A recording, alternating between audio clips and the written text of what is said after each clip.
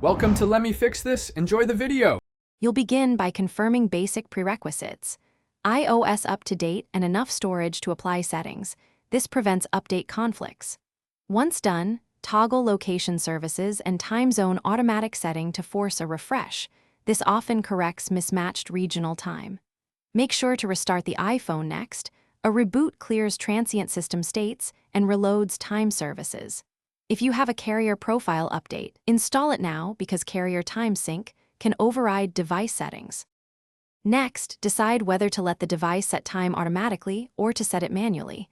Automatic is usually best because it uses network time protocol.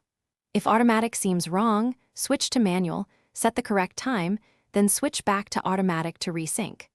Once done, use airplane mode briefly to force a fresh network connection and time sync.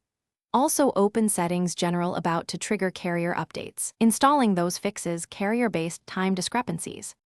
Finally, confirm the correct time in multiple places. The lock screen clock app world clocks, and event times in calendar, because each reads time slightly differently.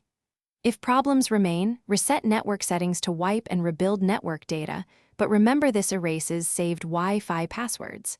As a last resort, back up and restore iPhone to rule out software corruption. If the clock still misbehaves, contact your carrier to verify network time, or Apple. Thanks for watching. If you found this helpful, don't forget to like and subscribe.